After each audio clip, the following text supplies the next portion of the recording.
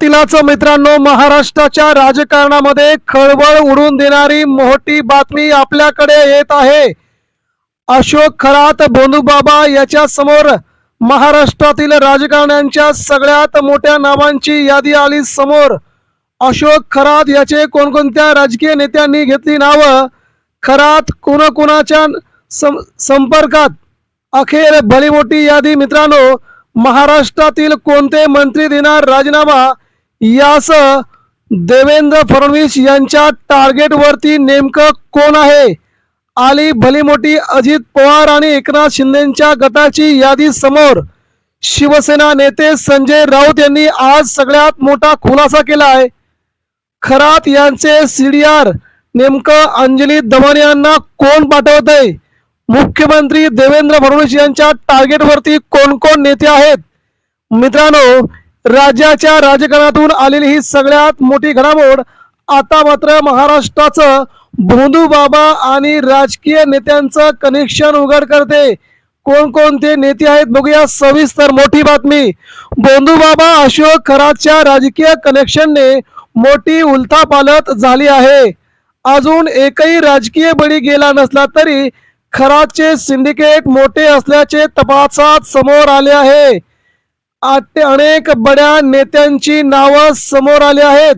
त्यांचे खरात सोबतचे व्हिडिओ, त्यांचे फोटो समोर आल्यामुळे राज्याच्या राजकारणात आता मोठी खळबळ उडाली आहे। प्रत्येक जण आपला आणि त्याचा कोणताही संबंध नसल्याचा दावा करत आहे।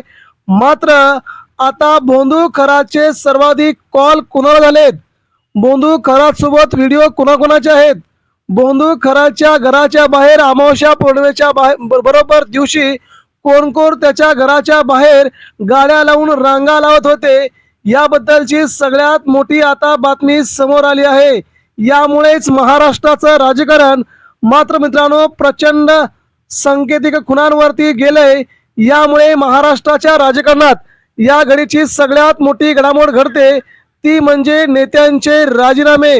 मित्रांनो, कोण कोण बडे नेते आहेत ज्याचे अशोक खरातशी संपर्क आहेत, एक सगळ्यात मोठा खुलासा आलाय तो म्हणजे जोपर्यंत खरात याच्यावर कोणतेही गुन्हेगारी आरोप नव्हते तोपर्यंत त्याच्याशी कोणीही फोनवर बोलू शकत होते।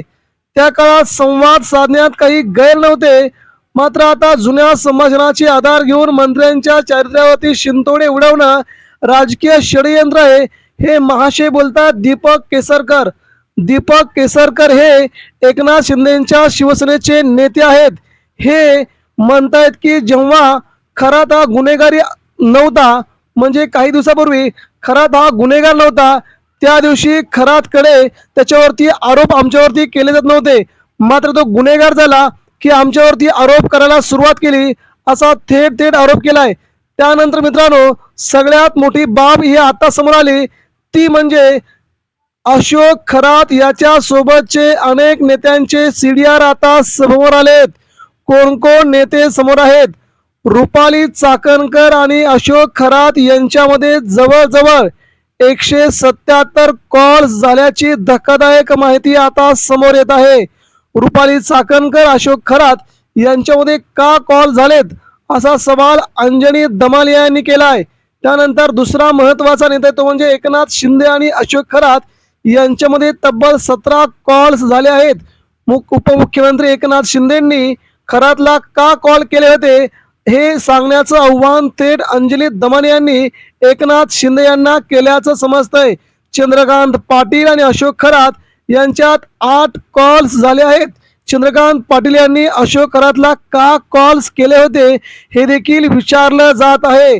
सुनील तटकरे आणि अशोक खरात यांच्यात 8 कॉल्स झालेत, हे देखील सुनील तटकरे हे का भोंदूबाबा खरातच्या संपर्कात होते, त्यांनी एवढे कॉल का करत होते हा देखील जाब त्यांना विचारला गेलाय। त्यानंतर दीपक केसरकरांचे पीए दीपक लोटे 189 कॉल्स झाले आहेत, म्हणजे रुपाली चाकणकर यांच्यापेक्षा दीपक केसरकरांचे पीए असणारे दीपक लोटे याचे जवळजवळ 200 कॉल्स भोंदू खरात याच्या संदर्भात झालेत।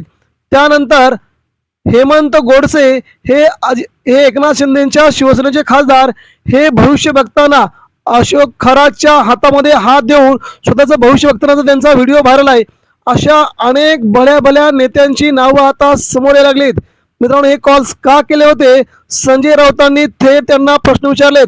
तुम्ही हे कॉल्स का केले आहेत? याचं कारण काय? याची चौकशी व्हावी. मुख्यमंत्री देवेंद्र फडणवीस यांनी या नेत्यांची चौकशी करावी, असा थेट आरोप अंजली दमानी या शिवसेना नेत्या सुषमा अंधारे यांनी केलाय. यावरती प्रतिक्रिया द्या.